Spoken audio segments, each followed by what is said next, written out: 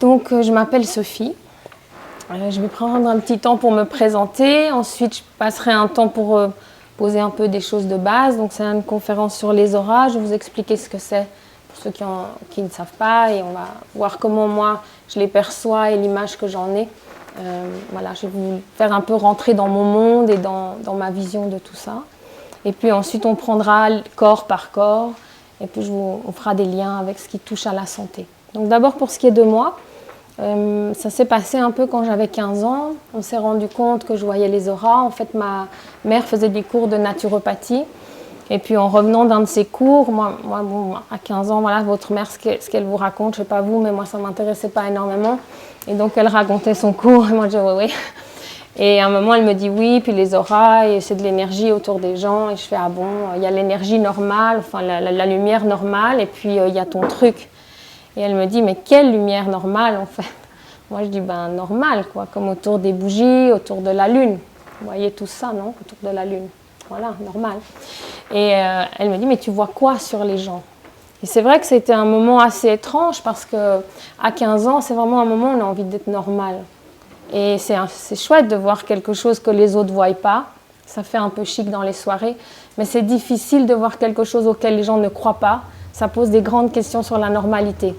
Et donc c'était vraiment un moment où voilà, il a fallu faire face à ça et se rendre compte qu'est-ce que c'était. Donc ma mère, elle a fait venir cette amie qui m'a regardée, qui m'a fait regarder une bougie, le mur, la dame, la bougie, le mur. Elle a dit, elle voit. Voilà. Cool. Alors ma mère m'a donné un livre, très bien le livre, Les robes de lumière, c'était bien. Moi j'ouvre le livre au hasard, c'était écrit, on voit dans l'aura des gens 3 semaines avant qu'ils meurent, même si c'est un accident. Moi j'ai rendu ça à ma mère, j'ai dit moi ça je ne veux pas voir en fait. Hein. Je vais faire caissière de supermarché, ça va aller très bien. Voilà, ça j'en veux pas. Et c'était le début d'une longue recherche en fait de ce que c'était, de quoi en faire. Et moi quand j'avais 15 ans, c'était pas quelque chose qui se passait beaucoup. Il y avait quelques personnes qui travaillaient sur les chakras, mais les auras, voilà, à part Anne et Daniel Mauroy-Givaudan qui ont écrit ce livre, c'était pas très présent. Donc ça a été vraiment un cheminement. Et puis très vite, j'ai commencé à faire des soins, à guérir des gens. Les gens m'amenaient des confitures, des carottes, des trucs comme ça. En Suisse, on a le droit d'être guérisseur. Mais les gens, selon les régions, peuvent payer le prix qu'ils veulent ou vous donner un tarif. Moi, je laissais les gens amener ce qu'ils voulaient. Progressivement, ils ne savaient pas tant combien payer, ils ont demandé qu'il y ait un prix. Voilà. Et de fil en aiguille, c'est devenu un peu un métier. Puis à 18 ans, quand je suis partie de chez mes parents, j'ai commencé à vivre de ça. Du coup, ça fait 30 ans que j'ai mon cabinet, puisque j'ai 48 ans. Et voilà, ça s'est mis en place comme ça, progressivement. Et tout le reste du cheminement, c'était une recherche personnelle, en fait, pour faire des liens, surtout autour de la santé. C'est ça qui m'intéressait. La santé physique, mais aussi la santé psychique. Et de comprendre, en fait, pourquoi on est malade, pourquoi on n'est pas malade, qu'est-ce que c'est être malade. Et c'était vraiment un cheminement comme ça. Ça m'a amené d'abord à étudier un peu ce qu'on appelle les états modifiés de conscience, donc tout ce qui se fait avec la danse, avec le mouvement, les états modifiés de conscience sans substance, et c'est-à-dire la danse, le mouvement, l'immobilité, enfin à explorer à travers ça, les états aussi de retour en arrière, on peut revivre sa naissance, guidé par la voix, des choses comme ça. Et puis je me suis retrouvée à devoir aller à l'université, aura, il n'y avait pas. Médecine, j'avais vivement pas les capacités scientifiques et en plus c'était difficile, comment compatible. J'ai fait psycho. Voilà. Et en psycho, je me retrouvais pas vraiment, donc j'ai cherché et exploré pas mal de choses. Et puis à un moment, dans ce cheminement, en ayant la perception énergétique, en ayant les états modifiés de conscience, j'ai fait sophrologue et de l'hypnose entre les deux, en ayant la psycho et la psychothérapie, je trouvais qu'il manquait de corps dans cette histoire. Alors j'ai fait la thérapie crânio-sacrée, vous dites ici crânio-sacrale, et qui est une partie de l'ostéopathie, pour aller plus dans la structure en fait. Ça m'a beaucoup apporté. Et je me suis dit, ben là, dans ce panel-là, il me manque les remèdes. Et en Suisse, on peut être homéopathe non médecin, donc j'ai fait homéopathie. Donc en fait, maintenant, à travers cet éventail-là, je cherche à partager, que ce soit dans le cabinet ou que ce soit dans les formations, une certaine vision de la santé, en tout cas une vision intégrative et assez globale. Voilà. Quand j'ai eu 25 ans, on m'a dit « Ah, mais enseigne-nous ce que tu fais, comment tu fais ». Alors j'ai commencé d'enseigner en 97 le travail sur les auras. Et puis c'est comme ça que je donne ces séminaires qui m'amènent à donner ces conférences où vous êtes amenés à venir. Voilà pourquoi on est là. Donc pour les auras, c'est toujours un peu délicat une conférence parce que dans la salle, il y a toutes sortes de gens. Il y a les gens qui connaissent très bien, qui veulent savoir si je sais autant de choses qu'eux. Et puis il y a les gens qui ne savent même pas ce que ça veut dire le titre, mais ça avait l'air sympa. Ou leurs copains venaient. Et du coup, c'est un peu délicat, un peu comme dans l'auberge espagnole, que tout le monde ressorte avec quelque chose. Donc c'est un peu mon objectif. C'est ce qui permettra aussi dans les questions d'affiner par rapport à votre demande. Mais on va aller progressivement des généralités aux choses plus particulières.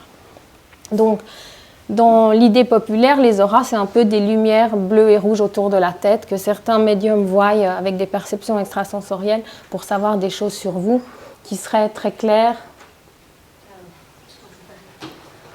Bienvenue. Qui seraient très claires et qui amèneraient quelque chose comme ça que personne n'a accès s'il n'est pas spécial. Et ça, c'est vraiment pas du tout l'idée que j'ai. On va voir comment. Pour moi, la perception des auras, c'est plutôt une écoute énergétique du monde. Ça ne se situe pas comme une petite bande rouge ouverte autour de la tête, mais c'est une façon d'être en écoute. Et dans cette écoute du monde, en fait, de capter ce qui est là, ce qui vient et ce qui ressort. On est tous émetteurs, récepteurs d'informations, et en fait, il y a quelque chose qui se passe. Si vous êtes avec quelqu'un de proche et que cette personne, elle vous dit « non, mais je vais bien », vous allez sentir si elle ne va pas. Il y a quelque chose en vous qui se dit « mais non, elle ne va pas bien ». Cette chose qui dit ça, ce qu'on pourrait appeler l'intuition, cette perception, c'est une écoute en fait. Et ça part du principe, pourquoi vous pouvez faire ça avec un conjoint, avec quelqu'un de proche et pas avec tout le monde? Pourquoi on n'a pas cette écoute-là des autres? Souvent, il y a une très bonne raison, c'est que quand on est né, là où on vivait quand on était petit, avoir une perception de tout ce qui s'y passait, ce n'était pas toujours idéal. Si ma mère était très anxieuse, s'il y avait beaucoup de choses dans la maison, il y a eu un moment où c'était peut-être plus facile, on va dire, de se couper pour pouvoir vivre et pour pouvoir être en équilibre. Et on a tous un peu coupé quelque chose. Un peu comme quand on est dans le tram et puis qu'on préfère pas trop sentir qu'il y a tous ces gens, en fait. J'entends pas olfactivement, mais physiquement. Cette proximité. On va voir comme les gens sont dans votre aura. Et du coup, cette coupure, on a pris ça comme un mode fonctionnel efficace. Ça nous a permis de ne pas sentir l'angoisse de la mère, par exemple, de notre mère, et on s'est dit, ça c'est bien, je ne sens plus rien, je suis tranquille. C'était bien, mais simplement j'ai tout coupé, en fait, le bon et le moins bon. Donc souvent, retrouver une perception, c'est quelque part prendre un risque aussi.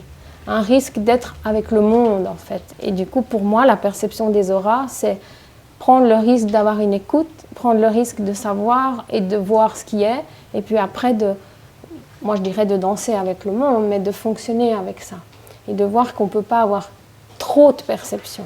Parce que tout le monde pense, ça ne te fait pas trop. Non, et on va voir pourquoi. Voilà. Et donc, on peut dire que dans une vision, peut-être que vous avez entendu, si vous avez entendu parler des auras, on a un peu l'idée, l'aura c'est un peu une bande comme ça, autour du corps, et puis elle est en couleur et elle est remplie d'informations. Et en fait, ici, on va dire non, c'est pas du tout, l'aura n'est pas une petite bande qui émane du corps, c'est pas comme une lumière qui sortirait de moi, c'est plutôt le contraire, c'est-à-dire que c'est comme si je baignais dans un océan. C'est une image que le physicien David Bohm a pris, pas pour les auras au niveau de la physique, mais qui est assez bonne pour nous de dire, c'est comme si on vit dans un océan, et dans cet océan, il y a des tourbillons. Et quelque part, le tourbillon, il est fait de la même matière que l'océan. Mais c'est son mouvement qui crée cette densification. Et c'est comme si, en fait, on était dans un océan d'énergie et que l'énergie là n'étant pas l'énergie au sens des physiciens, mais celle qu'on va développer ce soir, on est dans cet océan d'énergie. Et dans cet océan d'énergie, il y a comme des tourbillons et chaque corps physique, si on veut, chaque personne, c'est comme un tourbillon. L'énergie, elle est la même chose dehors et dedans, mais le mouvement, la densité n'est pas la même. On ne pourrait pas dire que l'océan émane du tourbillon. On dira que le tourbillon, il est moulé dans l'océan. Il est créé par l'océan, par un mouvement. De la même manière, pour moi, l'aura, elle émane pas du corps, mais c'est le corps qui est moulé, qui est densifié dans l'aura. Et donc, jusqu'à l'infini, si on veut, on a l'énergie la plus subtile qui, de chaque couche, on va voir les couches après, va se densifier, jusqu'au plan physique qui est le plus dense ici. et qui est en fait ce corps physique comme une couche supplémentaire de l'aura. Et dans ce sens, il n'y a pas le corps énergétique et le corps physique et ces deux choses séparées. Il y a des couches énergétiques jusqu'à la densité physique qui est en fait une couche énergétique. Voilà. De là, une autre façon de voir qui est importante pour moi, c'est de voir aussi que l'énergie ne peut pas être négative. Dans beaucoup de courants, on parle d'énergie positive, négative. Moi, je n'ai pas ce vécu et pas cette idée.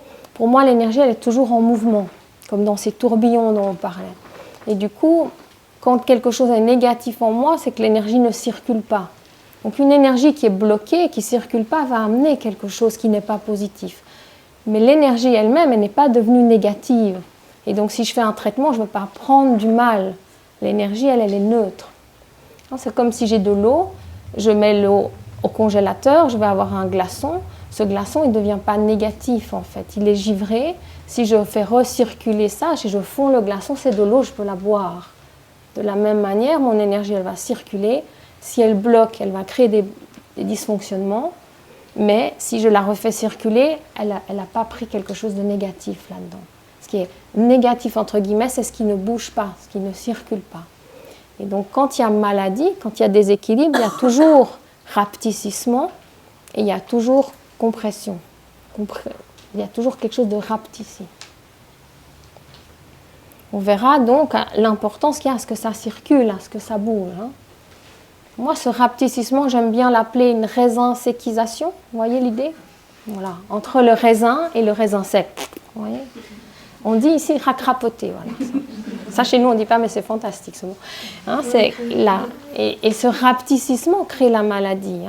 Quelque part, je nais plus ou moins fluide. Quand je sors du ventre, j'ai une certaine fluidité. On me prend le pied, on le met sur la tête, ça va. C'est plus difficile à un certain âge. Qu'est-ce qui se passe? On se densifie, on se cristallise en fait. On se cristallise, on verra par notre pensée, mais on se cristallise physiquement aussi. On est de moins en moins souple. Voilà, il y a quelque chose qui se densifie en nous, qui se fige en fait. Et ce qu'on veut pour garder la santé, c'est garder le mouvement, c'est garder la fluidité à l'intérieur. Quand l'énergie circule, quand il y a fluidité, on est dans quelque chose de très positif qui va permettre au blocage de bouger. Bien sûr que là-dedans, on peut avoir une maladie, mais quand la maladie elle est entourée de fluidité, ce n'est pas la même chose que quand la maladie elle est entourée de crispation. Alors, je vous ai amené des petits cartons. Voilà. C'est un côté un petit peu naïf qui est charmant, et les couleurs n'ont aucune importance, c'est celles qui étaient là. Mais on voit là les différents corps. On a ici en rouge le corps physique que vous connaissez, le corps éthérique qui est la première couche, le corps astral qui est là en vert, qui est aussi le corps émotionnel, le corps mental qui porte mal son nom, on verra, il n'a rien à voir avec le mental qui réfléchit, et puis le corps causal. Ce corps causal, c'est l'infini, évidemment là, voilà, mais c'est cet océan. Donc on a un corps éthérique, physico-éthérique, qui est lié à la vitalité, à l'énergie vitale, on va le voir. Un corps astral qui est lié à l'émotionnel. Un corps mental qui est plus un corps existentiel. Et un corps causal qui est plus un corps spirituel. Et on va voir dans la deuxième partie de la conférence comment chacun de ces corps influence et a un lien avec mon système. Alors, on va développer ici l'idée que l'énergie influence le corps. C'est comme une espèce de boucle, un cercle, comme le chat qui se mord la queue. Mon énergie va influencer mon corps physique en passant à travers ce qu'on appelle les chakras, qui doivent être vus là comme des transformateurs d'énergie d'une certaine manière. C'est comme si c'est caricatural, entre l'énergie et le corps, il y a quelque chose qui met à niveau ce qui peut entrer. Donc le chakra, on va dire, il gère ce qui peut rentrer. Il peut être trop crispé, il n'y a pas assez qui rentre. Alors c'est plus que caricatural, mais c'est l'image. Il peut être trop ouvert, il y a trop qui arrive. Donc on peut avoir un trop ou un pas assez, selon chacun de ces chakras. En Occident, on parle de ces 7 chakras. Ce n'est pas quelque chose qui se retrouve dans toutes les théories orientales ou comme ça comme on croit. C'est une vision assez européenne, ou en tout cas occidentale.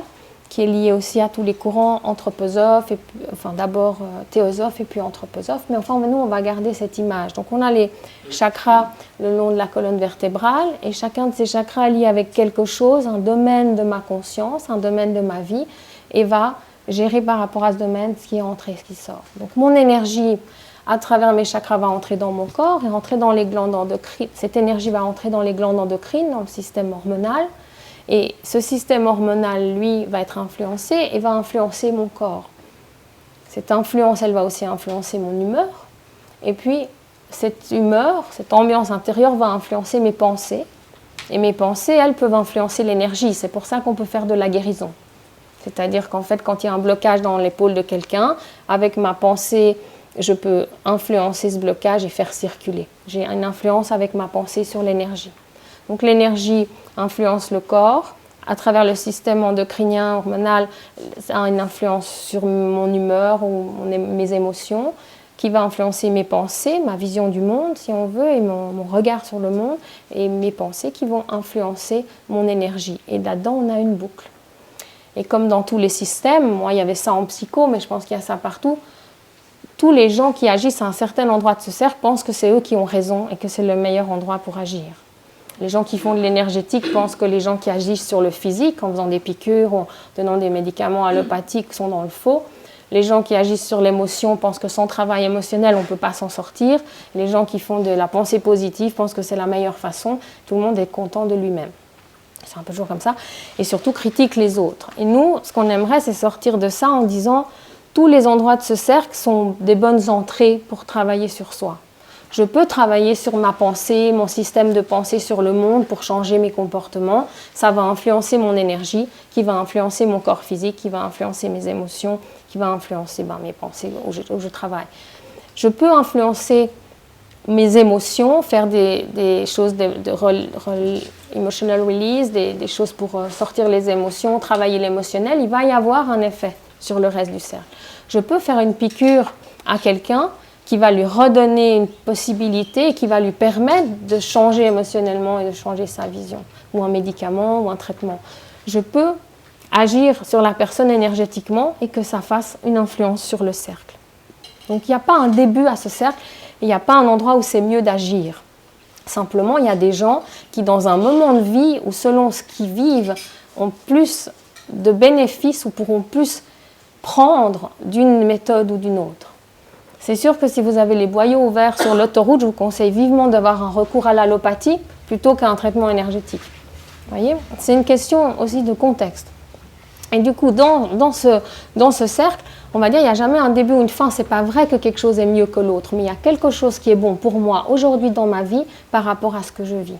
Et alors, c'est là où moi je suis très flemmarde, un point de levier qui donne beaucoup de résultats avec peu d'impulsion.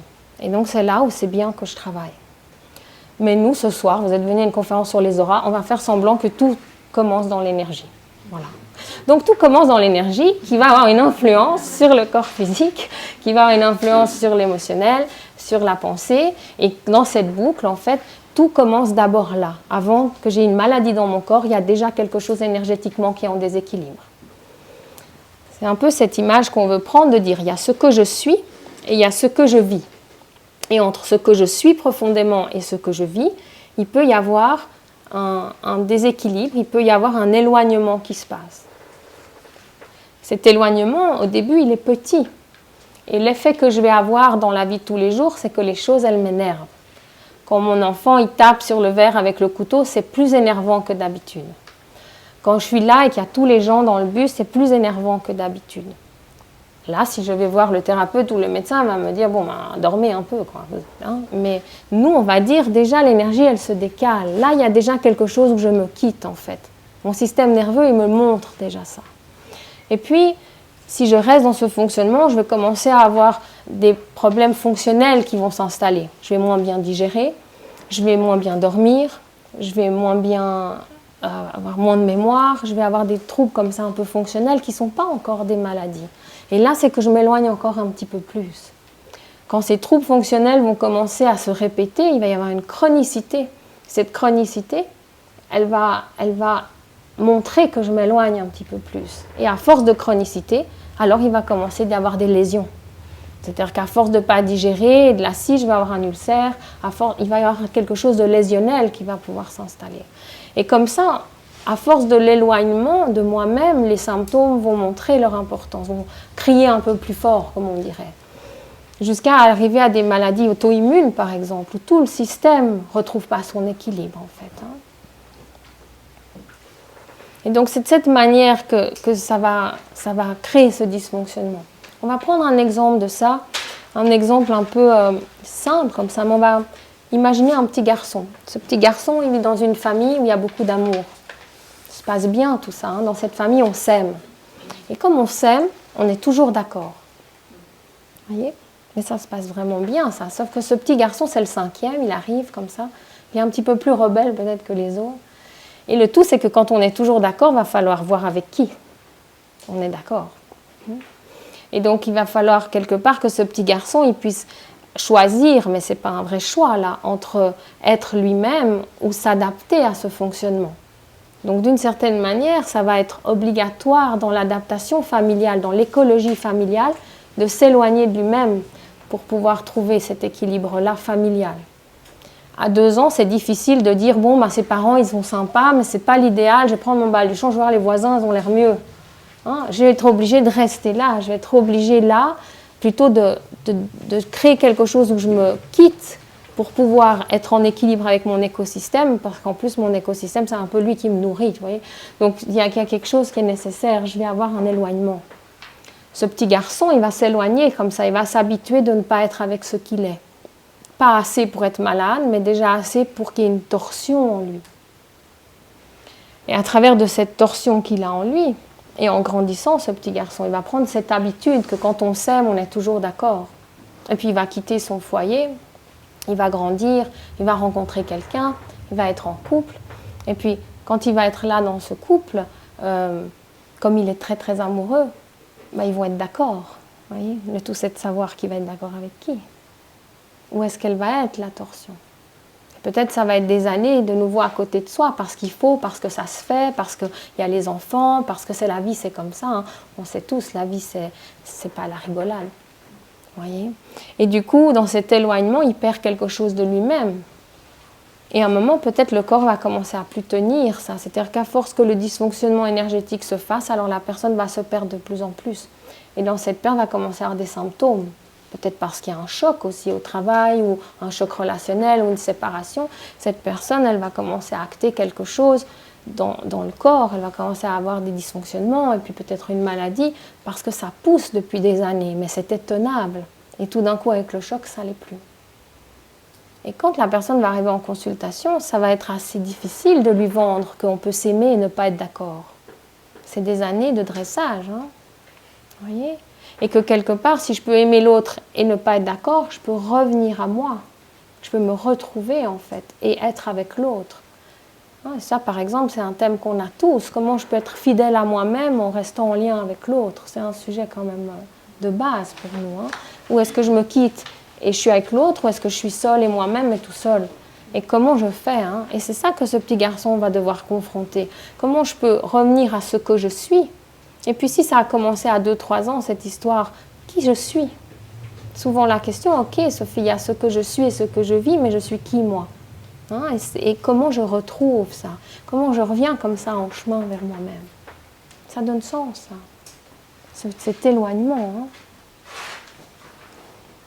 Ce qui est important de voir dans cette vision-là, qui est plutôt une vision qui est centrée sur l'être, sur ce que je suis, c'est que l'idée, c'est pas de se guérir, c'est pas de devenir quelqu'un qui est plus dans le cœur, qui est plus dans l'amour, qui a plus de patience, qui s'énerve moins, qui est en fait le voisin, qui n'est pas qui je suis. C'est plutôt de savoir ce que je suis et de me connaître assez pour créer une vie qui me correspond, pour créer une vie qui a du sens pour moi, en fait. Créer une vie qui est là avec mes valeurs, avec mes besoins. Moi, j'ai une patiente comme ça qui est infirmière, elle travaille la nuit. Ça fait plusieurs années qu'on sait qu'à un moment, il faudra arrêter de travailler la nuit parce qu'elle n'est pas bien la nuit, parce que ça la dérègle, parce que son intestin ne va pas, alors qu'il y a plein de gens qui aiment ça. Et à un moment, si chacun peut se connaître assez pour être à l'endroit qui lui correspond, moi, j'ai assez de vision idéale et de naïveté pour croire que ça fonctionne mieux. Et que chacun, en fait, trouve sa place plutôt que de rester à une place qui ne me va pas, qui est en fait celle de quelqu'un d'autre, et que c'est un Tetris qui n'a pas marché, cette histoire, après. Hein. Vous voyez, il y a quelque chose où on ne se trouve pas. Donc c'est vraiment important, ça, comment je peux me connaître moi-même pour pouvoir me créer une vie qui correspond à ce que je suis et pas à ce que je m'idéalise, à ce que j'aimerais changer chez moi. Il y a aussi une chose que je trouve importante, c'est que la guérison, quand il y a un symptôme qui se rééquilibre, c'est quelque chose qui ne doit pas demander un effort. C'est comme si maintenant j'ai une énorme tache de rouge à lèvres comme ça en travers de la joue, et puis je vais dehors, et puis les gens me regardent un peu bizarrement, et je me dis qu'est-ce qu'il y a, les gens m'aiment pas, qu'est-ce qui se passe, et je ne sais pas trop. Hein, et tout d'un coup quelqu'un vient et me dit mais vous avez une énorme tache là comme ça, et moi je dis ah, vous voyez, je ne peux pas maintenant aller dans la rue et faire comme si je ne savais pas, c'est plus possible, c'est trop tard. Je ne peux plus jamais être celle qui ne sait pas pourquoi on la regarde comme ça, plus jamais. Et quelque part, la vraie guérison, c'est quand même en faisant un effort, je ne peux plus jamais être celle ou celui qui est malade comme avant. C'est trop tard. Je n'arrive plus. Je ne peux plus faire ce semblant-là. Je ne peux plus ne pas savoir. Alors là, il y a quelque chose où je me retrouve, en fait.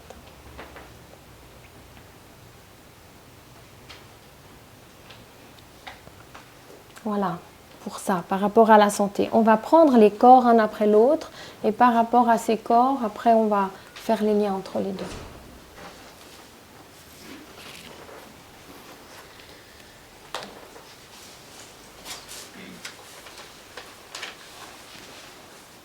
Voilà. Alors d'abord pour le corps physique, tout à l'heure je l'ai dit, c'est comme une couche supplémentaire énergétique. Le corps physique, ça reste une couche énergétique. Ce n'est pas le monde physique, le monde énergétique dans une séparation. En tout cas, ce n'est pas mon idée. Et l'autre chose qui est importante, c'est qu'on ne va pas s'intéresser à l'énergie pour éviter le corps physique. C'est pas, j'aime pas trop le physique, tiens, je vais faire des choses énergétiques. C'est plutôt vraiment, le corps, ça reste le... Moi, quelque part, je dis que le corps, c'est une clé pour mon être, pour mon âme. C'est par le corps qu'on va savoir comment je vais. Le corps au sens large, le plan physique aussi, comment je me lève le matin, comment je me sens dans ma vie, ça dit où je suis et ce que je suis à l'intérieur de moi. Et quand il y a un déséquilibre dans mon corps physique, il ne peut pas y avoir un équilibre dans mon corps énergétique et réciproquement. Et donc ça reste un signal pour nous de se voir comment je digère, comment je dors, comment je suis au quotidien, comment je suis le matin, est-ce que j'ai envie de rentrer dans cette journée, ça me donne de l'information là. Donc le corps est pleinement investi dans ce système en entier. On va prendre le corps éthérique. Le corps éthérique, c'est une couche, mais c'est pour ça que j'ai des cartons, parce que ce n'est pas une couche, vous voyez, il commence du centre. Ce n'est pas une petite bandelette de 15 cm qui est autour du corps. C'est comme quelque chose qui est partout à l'intérieur du corps. On dirait que c'est depuis le centre de moi jusqu'à une quinzaine de centimètres que c'est. Mais ce n'est pas un petit truc autour. Et comme si mon corps physique, en fait, comme avec les cartons là, c'est la somme de toutes ces couches. Et chaque couche est moins dense, en fait. C'est pour ça que le carton a du sens. Si je dessine, ça ne donne pas la même chose. Là, on voit bien que tous les corps sont dans le physique. Le physique, c'est la somme de tout ça. On pourrait dire qu'autour de mes cellules, il y a toutes ces couches-là. Chaque cellule a un éthérique, un astral, un mental. Voilà. C'est un ensemble. Donc il faudrait un hologramme, ça viendra sans doute, pour que tout voir comme tout ça est interpénétré. Et donc, mon corps éthérique, c'est un corps qui a à voir avec mon identité, qui a à voir avec mon système immunitaire. Il a une quinzaine de centimètres et ce n'est pas un corps qui est très coloré. Souvent, les gens parlent d'aura en parlant de couleurs. Ce corps-là est plutôt pastel, dans des dégradés de gris, et certaines fois on voit des couleurs dedans, mais ce n'est pas lui qui est le plus coloré. C'est un corps que beaucoup de gens voient. Des fois, les gens voient des petites bandes comme ça de 5 cm autour des gens quand ils parlent, ou peut-être là vous voyez. Ça, c'est vraiment le corps éthérique. C'est un corps qui a à voir avec ma personnalité. Il n'est pas sorti de mon corps physique. On va dire le physique, c'est le véhicule. Le corps éthérique, c'est le carburant. Il y a des gens qui parlent de physico-éthérique, qui ne les séparent pas. C'est un corps qui a aussi à voir avec mon histoire depuis l'âge de 3 ans. C'est mon identité. Avant 3 ans, on est dans le corps d'avant, je vous dirai pourquoi. Et ce corps-là, il va se former jusqu'à l'âge de 7 ans. Ça ne veut pas dire qu'il pousse et puis à 7 ans, il a la bonne taille. Au contraire, ça veut dire qu'il se densifie depuis l'extérieur comme s'il y avait des milliers de particules qui viennent, qui se densifient, jusqu'à qu'ils soient denses comme chez l'adulte, en fait. Hein. C'est plutôt de cette façon-là. C'est un corps qui a à voir avec la conscience corporelle. Quand il y a un déséquilibre dans mon éthérique, si par exemple mon éthérique est trop à droite ou trop à gauche, comme ça, alors je vais être dans cette image qu'on dit d'être à côté de ces pompes. Il va y avoir une sensation de déséquilibre, voire je vais toujours me cogner, parce que ma conscience corporelle, je l'ai au niveau de l'éthérique, en fait. Hein. C'est un... Qu'est-ce que je peux vous dire d'autre de ça? C'est un corps qui est important parce il fait filtre. Ce n'est pas une armure, ce n'est pas quelque chose qui ferme, mais c'est quelque chose qui filtre entre l'intérieur et l'extérieur. Et c'est lui qui va laisser entrer ce qui est bon pour moi et qui va laisser dehors ce qui n'est pas bon. Et donc si mon corps éthérique est en déséquilibre, alors il va devenir un peu poreux comme ça. Comme une boule de coton que vous prendrez et puis vous tirez dessus, puis vous voyez de plus en plus à travers. Hein. Il va perdre sa densité. S'il perd sa densité, il y a trop de choses qui vont rentrer. Et alors du coup, je vais être submergée par l'émotionnel qui va descendre de la couche suivante, où on a des patients qui ont des déséquilibres, qui se déplacent dans le corps, des douleurs. C'est incohérent parce qu'en fait, ils sont comme des éponges. Si j'ai un éthérique qui n'est pas assez dense, c'est aussi ces gens qui vont dire « Ah, mais quand je suis à l'extérieur ou quand j'ai l'impression que tout le monde est sur moi ». C'est comme si je n'ai pas de capacité d'absorption avec le monde. Ça me percute comme ça. Je prends tout de face parce qu'il n'y a pas ce tampon, ce filtre entre l'intérieur et l'extérieur. Donc c'est un corps qui a beaucoup d'importance. Et puis, comme il est lié beaucoup avec la sécurité, avec le quotidien, c'est un corps qui n'est pas toujours en bon état dans notre société parce qu'on a pas mal de peur, pas mal d'insécurité. Donc, il y a du sens de le densifier, d'être attentif à ça. C'est un corps qui a beaucoup d'importance pour se trouver en équilibre, pour pouvoir être soi-même dans l'environnement. On peut avoir des cristallisations dans ce corps-là. Et quand il y a une cristallisation, c'est un peu comme une densification, un peu comme du plasma d'abord et qui devient comme un caillou, qui crée un déséquilibre. Par exemple, si quelqu'un a une problématique d'épaule, il peut avoir une cristallisation sur l'épaule, il va y avoir cette densité, des fois avant que l'épaule fasse mal. Moi, par exemple, je ne sais pas dire aux gens s'ils ont déjà la douleur ou s'ils ont uniquement le symptôme, qui donc, dans notre système, parle déjà d'un déséquilibre entre ceux qui sont et ceux qu'ils vivent. Par exemple, ce garçon qui a l'habitude de ne pas s'exprimer pour ne pas être différent, il va avoir au niveau de l'épaule peut-être un blocage par rapport à exprimer ce que je ressens, qui est l'épaule gauche dans ce cas-là. Parce que quelque part, il a pris l'habitude de ne pas exprimer ce qu'il ressent, parce qu'autrement, il ne se sent pas être aimé l'autre, puisque si on s'aime, on est toujours d'accord. Dans ce sens, il peut avoir une cristallisation, une problématique dans l'énergie de l'épaule et pas encore mal à l'épaule. On ne peut pas voir à quel point c'est descendu, on va dire, ou pas. Mais c'est sûr que quelqu'un qui a mal à l'épaule va avoir une cristallisation, quelque chose, il y a un déséquilibre. Donc quelque part, on pourrait dire que ça descend dans la matière. On peut avoir aussi des fuites, c'est-à-dire que l'éthérique il devient un peu comme une passoire et puis il perd de l'énergie en fait. Et c'est important parce que c'est mon énergie vitale. Donc si je perds beaucoup d'énergie tout le temps, je peux être fatiguée sans raison. C'est-à-dire qu'en fait, je ne peux pas faire un effort particulier, ce n'est pas justifié, mais je vis comme sur de l'énergie vieille et je n'arrive pas à me ressourcer. Hein. On a là l'idée comme ça qu'on reçoit de l'énergie du ciel et qu'on prend de l'énergie de la terre et que cette énergie, elle passe du ciel à la terre à travers le corps physique. Les arbres ont ça aussi et nous, on a ça. On est un peu un pont énergétiquement entre le ciel et la terre. Mais si cette couche, elle ne fait pas son office, il n'y a aucune de cette énergie qui peut me rester et qui peut être dans ma vitalité. Je perds tout en fait. Je suis toujours en fuite de l'énergie. Comme un moteur qui aurait un trou dans le tonneau à essence. Enfin, ça sort. Voilà pour le corps éthérique. Le corps astral, lui, il est à environ une quarantaine de centimètres autour du corps. Je peux montrer sur vous, vous restez assis, ça va? Restez comme ça. Ça va? Je peux? Oui, l'éthérique, il est jusque là, sur madame, et puis l'astral est là. Hein? Et puis il fait chaud, alors les corps sont un peu plus grands, mais parce que quand on a chaud, ça s'amplifie, ça se dilate, quoi. Et du coup, l'éthérique il fait une quinzaine de centimètres et puis l'astral va faire un petit peu plus comme ça. Enfin, va faire une quarantaine de centimètres au-dessus. Donc l'astral, c'est le corps émotionnel. Donc en fait, ce que veut dire ça, que l'astral est le corps émotionnel, c'est pas tellement que les émotions sont là dans l'astral seulement. Bien sûr que les émotions descendent et puis elles s'expriment dans mon quotidien, dans ma vie physique. Mais ce que ça veut dire, c'est qu'il y a un stockage de mes émotions à ce niveau-là. Donc en fait, tout ce vécu émotionnel que j'ai en moi, il va être stocké là comme dans des sortes de tiroirs, on pourrait dire. Et j'ai des tiroirs avec des thèmes. Par exemple, peut-être j'ai un tiroir sur la colère, j'ai un tiroir sur l'abandon. Voilà, c'est un stockage comme ça.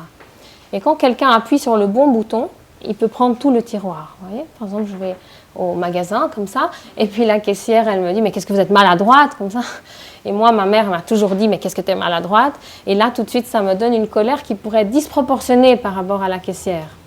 Et qui peut-être sort sur la caissière, vous voyez, et que peut-être je trouve très justifiée sur le moment. Mais ça, c'est vraiment le tiroir « t'es maladroite » qui est descendu d'un coup, c'est-à-dire les 45 ans de ma mère avec la caissière maintenant, vous voyez. Mais ça, c'est un exemple, mais ça peut être mon patron, mon collègue, mon conjoint. Le conjoint a des très forts accès sur les boutons des tiroirs, vous avez peut-être remarqué, un accès privilégié VIP. Il faut lui dire, ça c'est un honneur, c'est VIP de l'astral. Voilà, et donc là, il y a des stockages. Et ces stockages, en fait, ils sont personnels, mais ils sont aussi psychogénéalogiques. Donc mon astral, en fait, ce n'est pas un corps individuel. Mon astral, c'est un corps de groupe, on va dire comme ça. Bien sûr que c'est le mien, mais il est en résonance avec toute ma psychogénéalogie. Donc en fait, le physique éthérique, c'est vraiment à moi, si on veut, mais dans ce corps émotionnel, je suis habitée par les émotions familiales. Si on croit aux vies passées, ce serait là qu'il y a les mémoires karmiques aussi. Donc tout ce qui a à voir avec l'émotionnel, avec les mémoires est là. Et puis tout mon vécu depuis avant l'âge de 3 ans aussi est là. Parce qu'avant l'âge de 3 ans, j'ai une appréhension du monde qui est, on dit sensorimotrice, c'est-à-dire basée sur la sensorialité et la motricité. Et pas sur la réflexion et ce que j'en fais. Et du coup, ce n'est pas dans l'éthérique que va cette mémoire, mais c'est dans l'astral. Donc là, il y a toutes ces données très physiologiques, très physiques, très émotionnelles. Et puis ces données-là, elles peuvent descendre, selon la porosité ou pas de mon éthérique, plus ou moins fortement dans ma vie quotidienne. L'astral a aussi à voir avec l'imaginaire. C'est le corps qui a à voir avec l'inspiration, le fait d'avoir de l'inspiration créatrice. Et c'est important qu'il y ait un équilibre entre l'astral et l'éthérique. Par exemple, quelqu'un qui a beaucoup d'astral, il va avoir beaucoup d'idées, beaucoup d'inspiration, beaucoup... Et s'il a peu de physique et d'éthérique, il ne va pas arriver à matérialiser ce qu'il va ressentir, si on veut. Donc, il va rester dans un rêve, dans un imaginaire. Par contre, quelqu'un qui a un fort éthérique et pas d'astral, il ne va pas avoir accès à sa créativité, à son imaginaire. Moi, je pense que le meilleur exemple, c'est le croque-mort dans Lucky Luke. Je ne sais pas si vous voyez. Non, Lucky Luke, comme ça, oui. Avec son maître en train de mesurer tout le monde dans cette espèce de froideur comme ça. Lui, je suis sûre qu'il a beaucoup d'éthérique, pas d'astral. C'est quelque chose de... J'ai pas accès à une sensibilité. J'ai pas accès du coup à une créativité ou à un imaginaire qui reste très important chez l'être humain pour faire face à la réalité.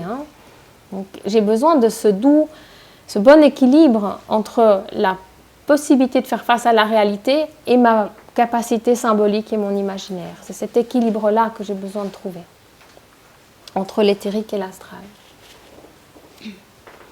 L'astral, c'est le corps qui est le plus coloré. Quand vous voyez des images de corps colorés, des gens qui disent « je vois les orages, je vois des couleurs », c'est vraiment ce corps-là.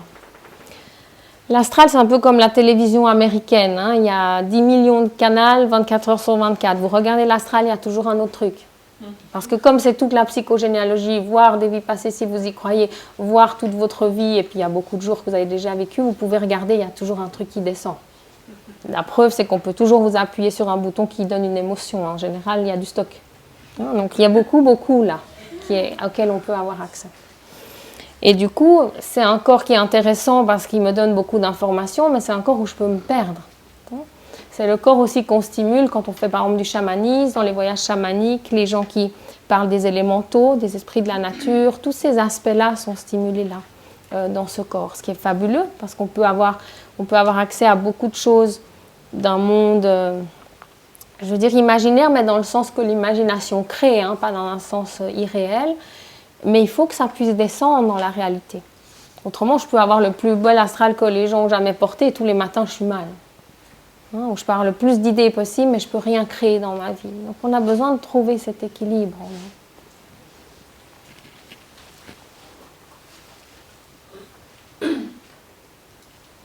Je vais vous faire un dessin avant de vous expliquer le corps mental et le corps causal, mais le corps mental, c'est un corps existentiel. Et du coup, l'existentiel a à voir avec mes valeurs et avec mes idéaux, et quelque part avec le sens de ma vie en fait. Qu'est-ce que je vais faire dans ma vie, hein, c'est vraiment cet endroit-là. Donc, je vais vous faire un dessin de tout ça dans l'autre sens. J'ai pas de bleu, j'avais un stylo noir. Voilà. Alors, on peut dire qu'il y a un endroit où on est tous un. C'est pas le top. Ensuite, de cet endroit où on est tous un peu comme dans l'image du Big Bang, hein, où tout était un, et puis il y a eu quelque chose qui s'est ouvert. Il y a aussi certaines visions hindoues qui disent Dieu était un, et puis il a voulu expérimenter l'amour, il s'est séparé pour pouvoir expérimenter ça. Et ça a donné des points de conscience, hein, comme dans le Big Bang, des points différenciés. Ces points différenciés, pour l'instant là, ils ne sont pas organisés. Et je vais représenter des figures géométriques pour parler de l'organisation. Un carré comme ça, un triangle. Ces points, ils vont s'organiser d'une certaine manière, on va voir. Et pour ça, il faut de l'énergie. Et pour ça, il faut un corps physique. Donc ici, on a le physique.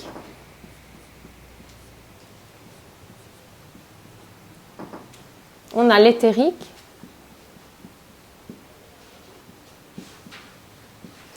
Ça n'écrit pas beaucoup, désolé. On a l'astral. Le mental. Et le causal.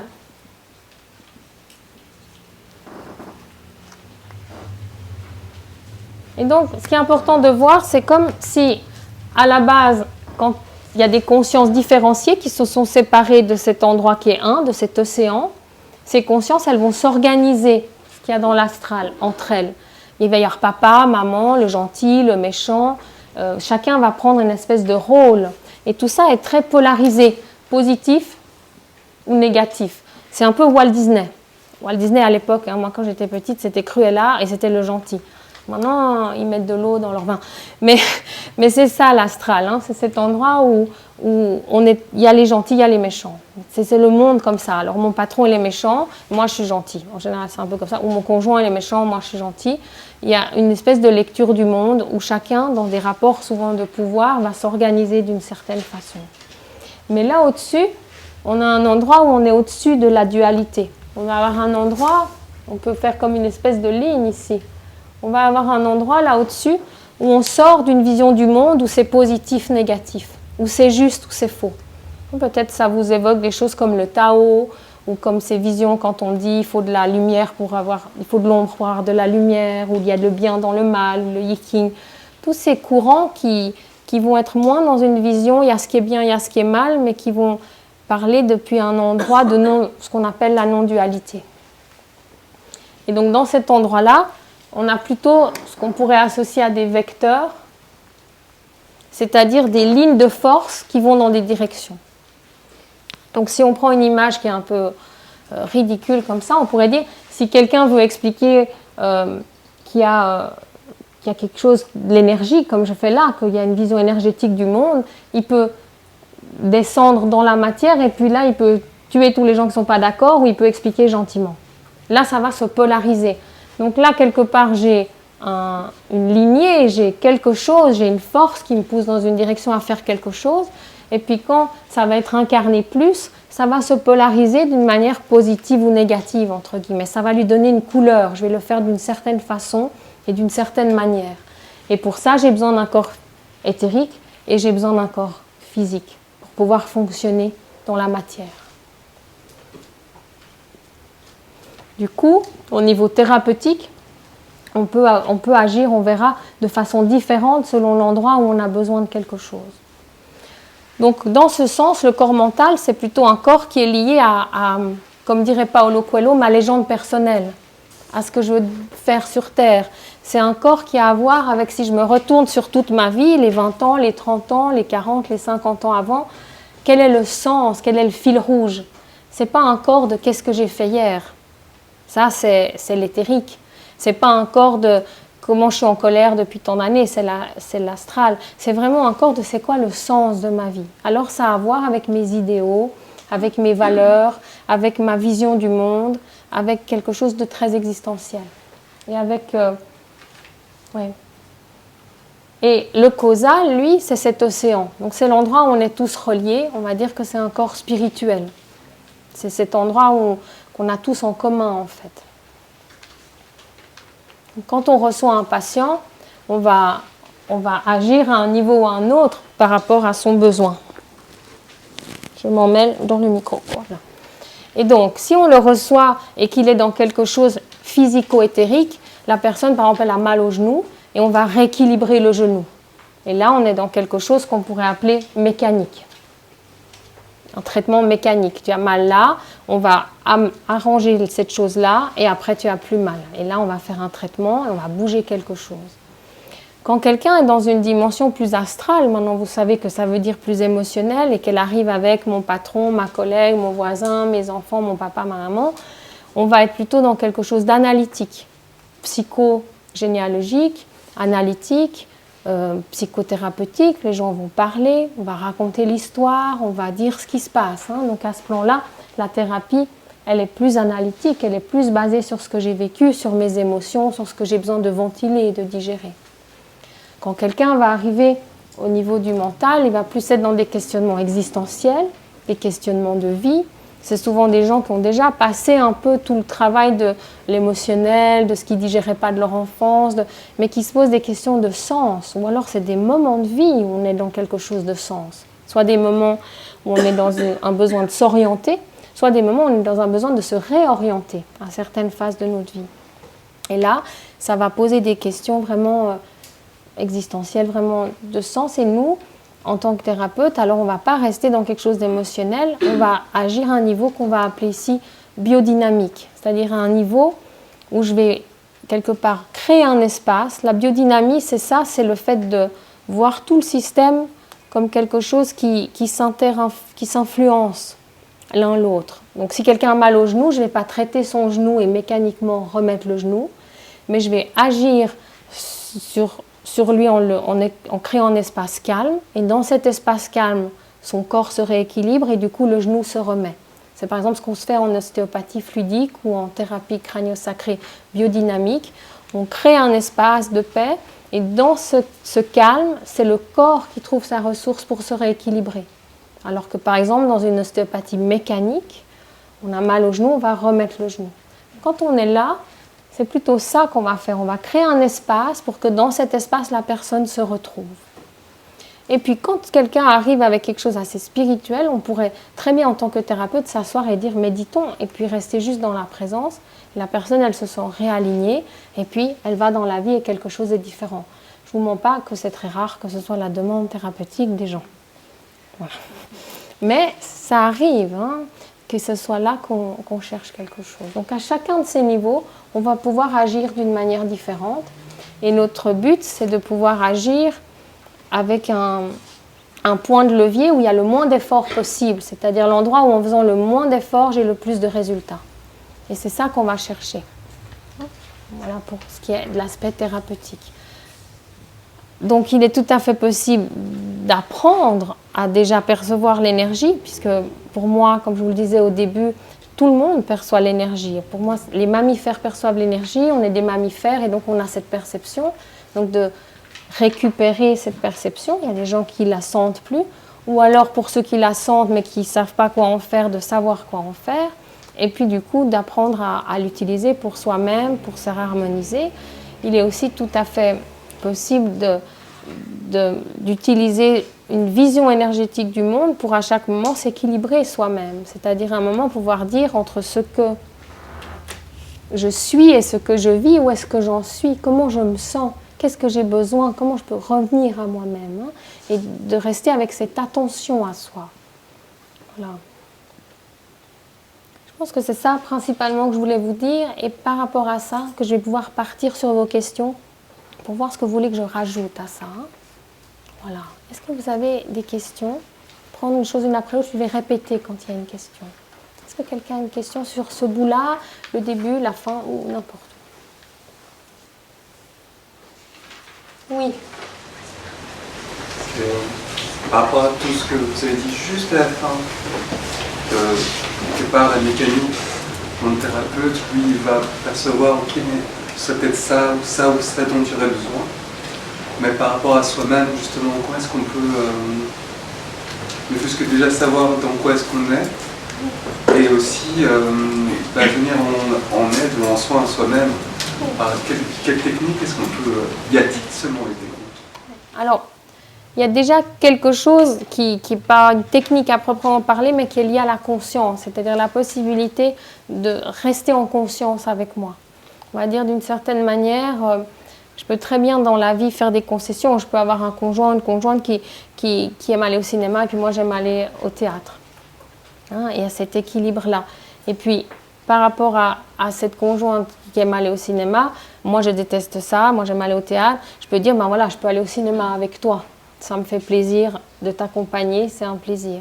Le moment que je vais accompagner l'autre, le fonctionnement que je peux avoir si je suis éloignée de moi, c'est de me dire, non mais en fait j'aime le cinéma, puis ça va, puis c'est pas grave, et puis somme toute elle est un peu plus chiante que moi, alors ça va le faire, parce que moi c'est pas grave, moi de toute façon, puis j'ai l'habitude, et là il y a quelque chose que je mets au fond en fait, et je suis toujours dans un biais, parce qu'on s'aime, on est d'accord d'une certaine manière, où je vais rentrer dans la vie de l'autre.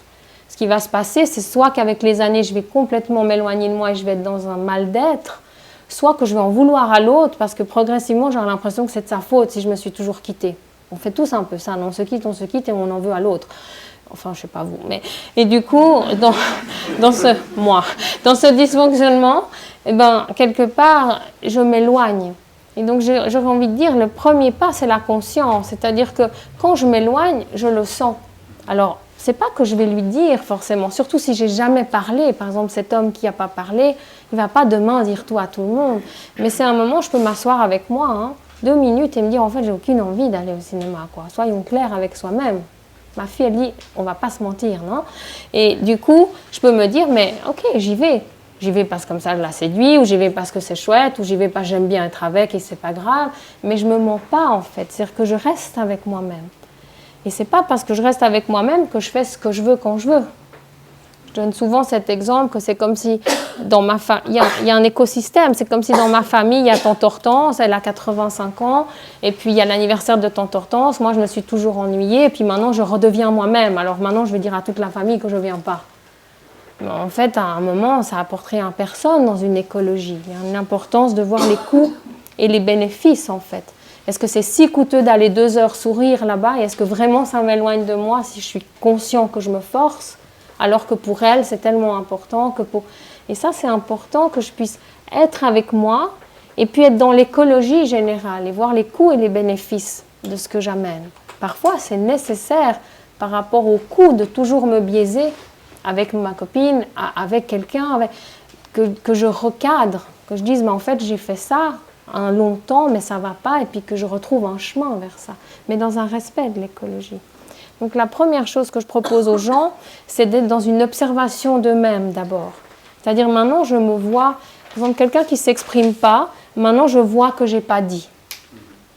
Et puis je me traque moi-même, c'est comme si je vais à la chasse, et puis je regarde la proie, et je vois à quelle heure elle vient au bord du lac, c'est pas le lac, ça c'est Genève, à quelle heure elle vient au bord de l'eau, et puis à quelle heure, et puis en fait je me dis pas, bon elle vient à 3 heures, j'aimerais qu'elle vienne à 5 heures, non, moi je regarde, et en fait je deviens un peu un traqueur de moi-même, je me regarde, ah là, t'aurais voulu dire que tu voulais pas, regarde comme tu le dis pas, c'est pas grave, je continue à pas dire, et je propose souvent aux patients, regardez pendant ce mois tout ce que vous ne dites pas, par exemple, dans cet exemple, et puis vous revenez, vous me racontez, mais ne dites rien. Faites comme avant. Changez rien. Les autres, ils n'ont même pas vu, mais moi, je me vois. Et c'est comme cette trace de rouge à lèvres. À force de me voir ne pas dire, il y a souvent un moment où ça ne va plus être possible en fait. Mais vous voyez, c'est cette chose, je vais être guérie que quand je ne peux pas ne plus dire, pas quand je vais me forcer à dire parce que j'ai lu le livre, ou vu la conférence, ou que maintenant je suis moi. Ouais, c'est pas ça. C'est qu'à un moment, je vais sentir, je le fais pas, je le fais pas, je le fais pas, je le fais pas. Et à un moment, ça va faire... Et alors, je vais trouver un chemin de le faire où je suis en équilibre avec moi. Donc, le premier pas, c'est plutôt la traque. C'est plutôt me voir faire dans mes fonctionnements, me voir me forcer, me voir me pousser, me voir me défendre. Ça donne sens? C'est pas mal du tout. Ouais. Le deuxième stade, quand je me suis vue comme ça, c'est de voir où je peux changer, où c'est pas trop. Parce que si ça fait 53 ans que je dis oui à mon mari, à un moment, quand demain je vais dire j'ai vu une conférence top, tu me regardes et tu te tais, il ne va pas le prendre bien. Les gens ils disent je ne comprends pas, je m'exprime enfin, personne ne m'écoute.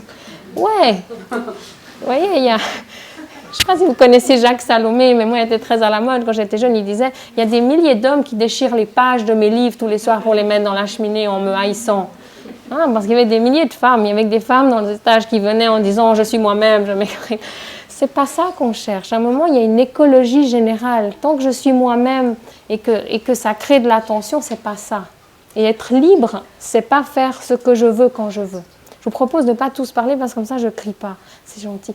Et du coup, je sais pas faire ce que je veux quand je veux.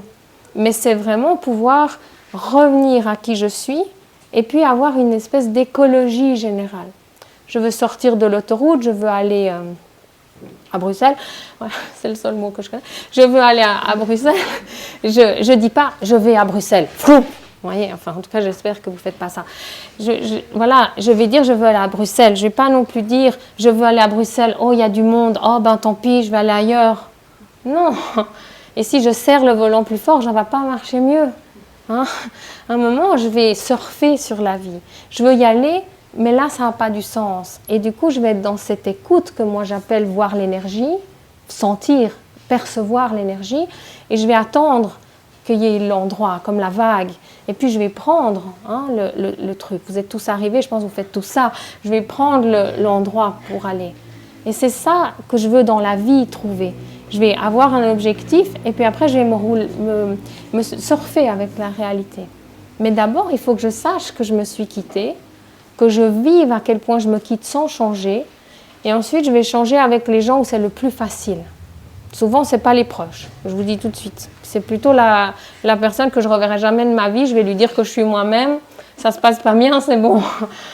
Souvent, c'est ça où je profite que je suis en vacances en Thaïlande. Je suis moi-même pendant un mois. Je m'exerce. C'est plus facile.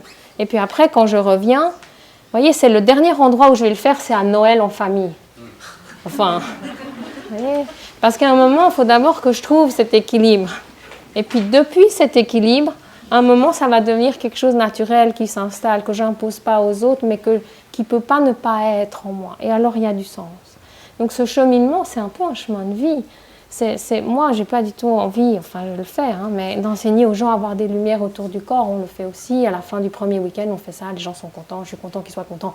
Mais ce n'est pas ça qui m'intéresse. Moi, ce qui m'intéresse, c'est de dire qu'il y a une façon énergétique de vivre au monde. Et donc, dans cette façon énergétique, mon premier pas, c'est de revenir à moi et à me voir, ne pas être avec moi-même. Ensuite, à ramener progressivement ça dans une écologie, puis à commencer à écouter le monde. Et je me rends compte qu'ensuite, il y a une fluidité, c'est une danse. La vie, c'est une danse d'une douce intensité, en fait. Il y a quelque chose de ça, où je vais danser avec le monde. Ça répond? Merci. Je vous en prie. Et concrètement, plus concrètement encore, on peut dire qu'il y a des techniques. Par exemple, si je manque d'ancrage, pour s'ancrer, si c'est mon éthérique qui pose problème, marcher dans la nature, le sport mais qui n'est pas à outrance, qui est dans l'écoute du corps, le mouvement, être dans ce qui est minéral, les pierres, pas les cristaux, les pierres, ça va renforcer l'éthérique. Donc c'est des choses que je peux amener. Je propose parfois aux gens de faire de la danse africaine pour certaines femmes ou du ventre, ou pour habiter l'éthérique en fait. Et donc on a aussi la possibilité de mettre en place des techniques en fait concrètes pour s'aider quand on a, à travers cette traque, trouvé là où on a un besoin. Voilà. Ça va? Est-ce qu'il y avait une question plus devant? Oui. Oui. a parlé la dernière fois de couleurs, du coup, et vous en avez parlé aussi. Et on avait dit qu'en fonction de la couleur, c'était un chemin de vie. Je ne sais pas si c'est vrai ou pas, et quels seraient du coup les chemins de vie par rapport à vous. Je ne vais pas répéter avant, alors je répète maintenant la vôtre. Donc la question, c'est dans un cours de constellation familiale que vous avez entendu qu'il y avait des couleurs et que ça allait avoir avec notre chemin de vie. Il y a eu un courant peut-être que vous avez entendu dans les années 80 comme ça, je ne me rappelle plus le nom de la femme là, mais qui a été une des premières qui a parlé d'enfants indigos par exemple. Et donc cette femme-là, elle avait une façon en fait personnelle de catégoriser ce qu'elle voyait dans l'énergie. Elle voyait des gens bleus, des gens verts, des gens oranges et des enfants ou des gens indigos. Et elle s'est rendue compte que tous les gens qu'elle voyait indigos étaient de telle manière. Moi, j'ai une façon d'enseigner la perception de l'énergie qui est très centrée sur quelque chose d'individuel. Pour moi, j'entends dans une perception individuelle. Pour moi, on est tous émetteurs, récepteurs d'informations. Et celui qui va réceptionner l'information en se centrant sur vous, il va l'interpréter au sens de traduction à travers son propre système de croyance. Par exemple, si je vois l'aura rouge de quelqu'un et que le rouge pour moi c'est l'énergie, la vitalité, c'est super, je vais me dire waouh, c'est quelqu'un qui est puissant. Mais peut-être mon voisin, il voit du rouge et se dit ça c'est la colère. Parce qu'à travers son fonctionnement, sa symbolique personnelle, son histoire, son éducation, sa culture, c'est ça que ça représente. Et du coup, quand on va apprendre à percevoir dans des endroits où il y a des petites tables qui disent quand c'est rouge c'est ça, quand c'est bleu c'est ça, ce que je vous dirais, tous les éditeurs demandent si vous voulez écrire un livre sur les auras, parce que ça se vend bien, et parce que c'est ce qu'on cherche, que quelqu'un prémage ça, c'est plus facile, en fait on rentre dans un modèle qui est de quelqu'un d'autre. C'est comme si vous voulez rentrer chez vous et je vous donne la carte pour aller chez moi parce que ça a assez bien marché pour moi. Vous voyez, ouais. Ça va? Ok. Et donc du coup, c'est la même chose. C'est comme si je vous donne mon tableau, mais mon tableau il est fait de mon histoire en fait. Donc moi, je sais que c'est plus difficile au début, mais j'encourage vraiment de rentrer dans quelque chose où j'apprends à percevoir, je vois ce que je perçois, des fois je prends des petites notes, tout ça, et puis je me rends compte, mais en fait, chaque fois que je vois ça, c'est ça. Et donc dans ce genre d'idée, c'est quelqu'un qui se sentait assez sûr de lui, comme moi là, que je me dis, bon, je fais ça bien, je vais aller en causer, qui en fait a fait un livre où il a mis une table, puis des gens qui ont appris cette table. Et tant mieux, ça leur a donné un cheminement. Je peux que les encourager à revenir à leur propre table une fois qu'ils sont à l'aise. Parce qu'autrement, ils vivent dans les chaussettes de quelqu'un ou les chaussures de quelqu'un. Et du coup, c'est vrai et c'est pas vrai. C'est vrai pour cette personne qui a ce décodage-là de ce qu'elle voit. Et donc, elle, quand elle va voir quelque chose, peut-être qu'elle a construit une propre table de lecture qui fait que tous les gens qu'elle voit de cette couleur ont certains aspects dans leur... Oui, mais c'est vrai pour elle. Et donc, si c'est celle qui a créé la méthode qui te dit le décodage, alors il y a beaucoup de chances que ça marche bien. Si c'est le disciple du 6e degré, ça va commencer à être biaisé, parce que ce n'est pas ce qu'il ressent. Ça donne sens. On pourrait très bien dire, et on le fait dans les stages avancés des auras, avancés dans le sens qu'on fait d'autres exercices que les bases, on dit aux gens, chaque personne que tu regardes une seconde, tu lui donnes un animal. Mais tu ne réfléchis pas, tac, tac, tac, tac. Et cet animal, ça te dit quelque chose de la personne. Mais pourquoi? Pas parce que cette personne, elle porte cet animal, peut-être même il ne lui parle pas, mais parce que toi, ce que ton système perçoit en quelques secondes de la personne, le retraduit avec ta table de lecture et toi, le renard pour toi, ça représente ça. Alors les gens qui ont un renard, ils sont comme ça, chez toi, par rapport à ton imaginaire, ta culture, ton truc. Mais après, tu peux apprendre par cœur chez quelqu'un sa table et ça peut marcher. Voilà. Donc moi, c'est pas trop mon truc, le truc tout fait. Mais c'est plus rapide au début pour y aller vite. Mais après, c'est pas mal pour être chez soi, de faire plus long le chemin. Voilà. Donc c'est juste et c'est faux. Une autre question? Oui, je viens après. Moi, je voulais savoir en tant qu'énergéticienne, soigneuse, thérapeute, est-ce que tu perçois les endroits, les auras où il y a des nœuds et sur lesquels il est important d'agir? Comme tu disais, le levier d'action sur lequel il faut agir, ou c'est fonction de la discussion Sur une personne? Oui. Voilà, donc la question c'est, en tant qu'énergéticienne ou thérapeute, est-ce qu'on perçoit les endroits où il faut agir? Alors, oui. Après, j'ai envie de dire, c'est pas la même chose si je réponds moi, depuis comment moi je travaille, et puis comment les gens peut-être qui apprennent, ou quand on fait un stage sur les auras, ce qu'on peut faire. Quand on fait un stage sur les auras, les premiers stages, c'est plutôt autour de la perception. Dans cette perception, je peux apprendre à capter des choses et à voir comment je fais un feedback. Et on va là utiliser tous les sens. C'est pour ça qu'on ne parle pas de vision des auras, mais de perception. Je peux percevoir avec ma main, et c'est souvent la méthode qui marche le mieux pour les gens, parce que tout le monde est très tactile, et parce que quand je touche, comme si je touche un tissu, l'information est très claire, c'est là sous mon doigt. Alors que quand je regarde, là j'ai des milliers d'informations. Si je veux regarder cette personne, je vois quand même les couleurs là-bas. Alors je dois dire non, c'est ça que je regarde. Du coup, la vision pour faire les traitements, elle peut être très efficace, mais il faut être très centré pour savoir ce que je cherche. Donc je peux avoir trop d'informations. Donc au début, c'est mieux de travailler avec la main, et puis après on développe par rapport à nos capacités ce qui vient en premier. Je sais que ce n'est pas ta question vraiment, mais je reviens.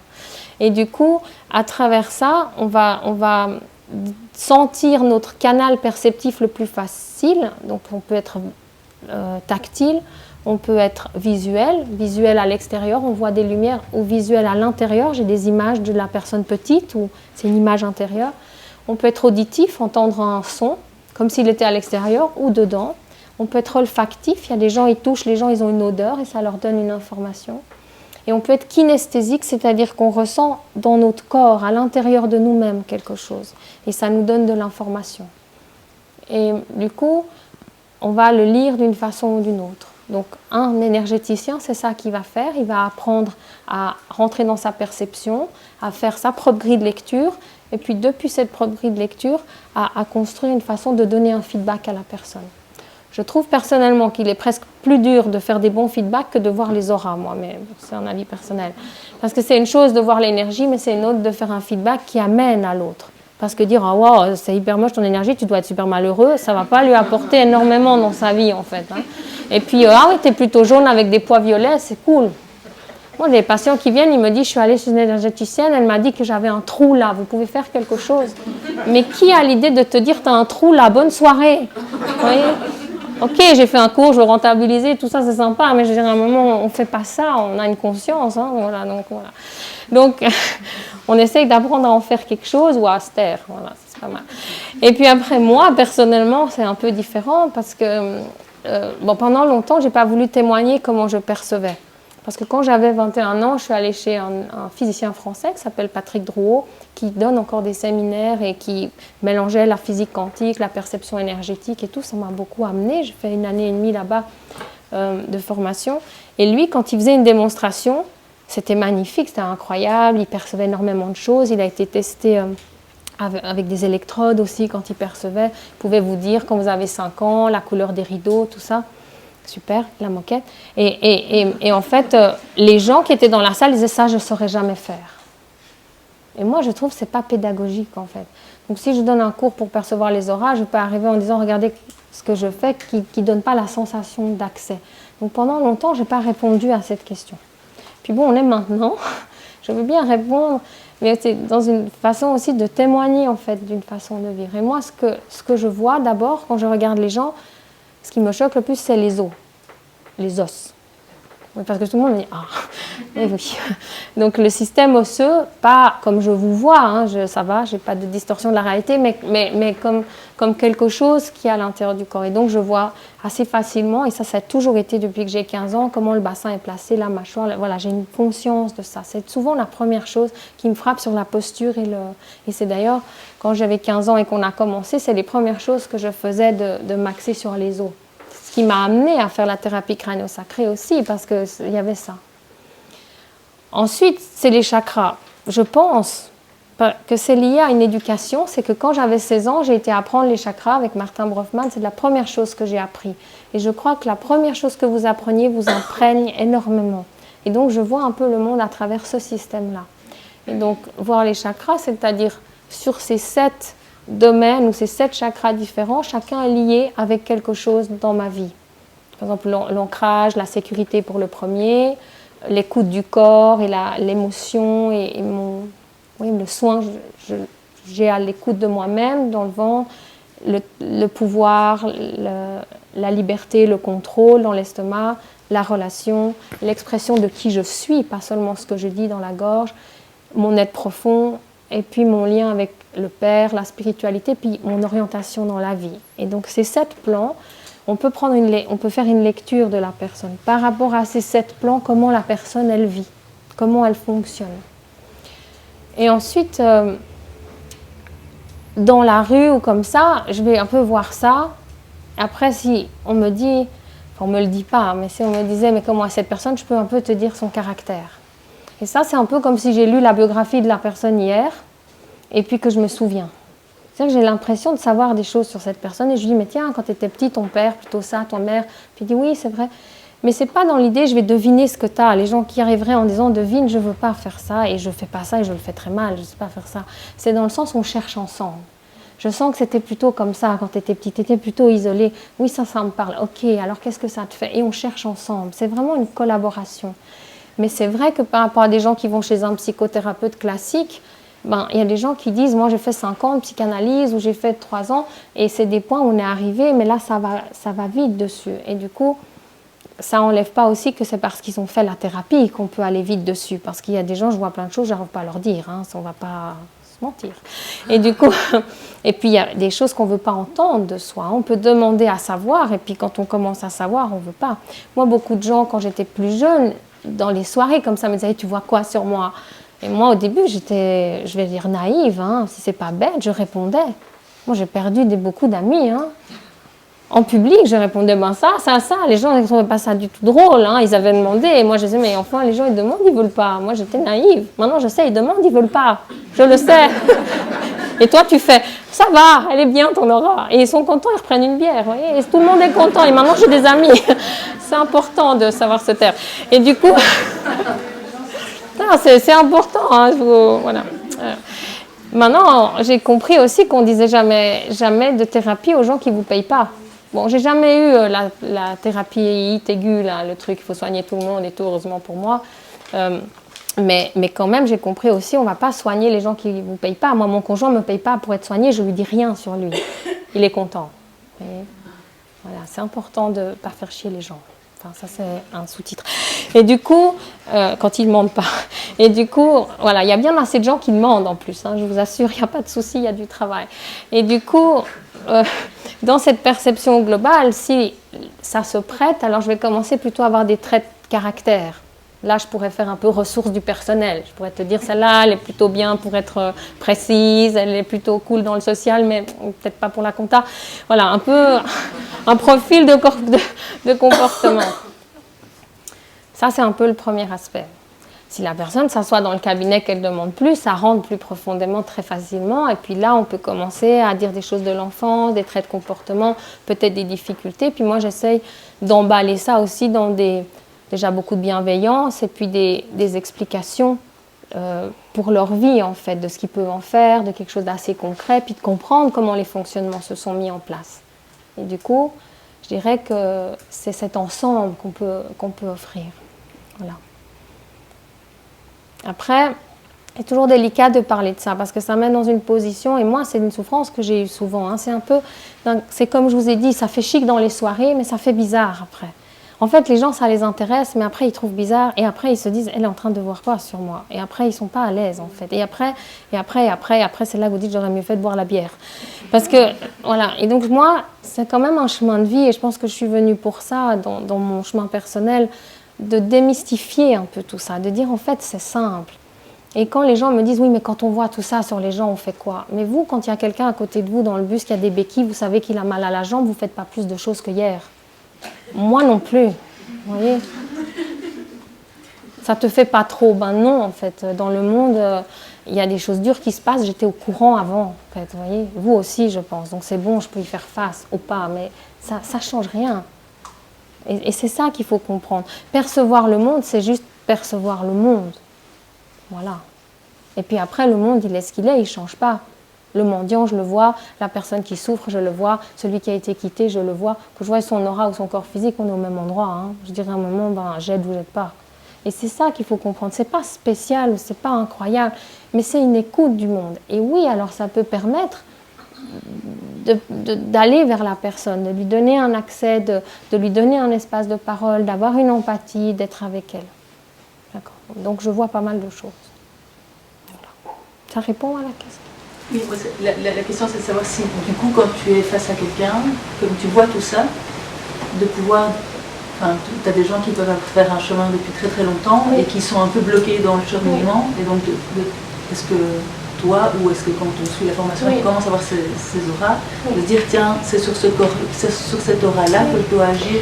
Oui, sauf que c'est pas sur cette aura-là, c'est sur un point précis. C'est beaucoup plus précis que ça. Vraiment précis. Il y a des gens ici qui viennent en consultation, tu peux leur demander si jamais c'est plus... Mais c'est pas de dire oui, il y a de l'astral, c'est vraiment de dire je pense qu'il y a un nœud là, et ce nœud on peut voir, et on peut voir comment ça fonctionne. Et après on peut faire des liens psychogénéalogiques, on peut faire des liens personnels avec l'enfance. Après le but c'est pas de rester à parler de l'enfance longtemps, c'est plutôt de déposer ça, et puis de pouvoir passer à un stade où je sais d'où ça vient si on veut, mais je continue.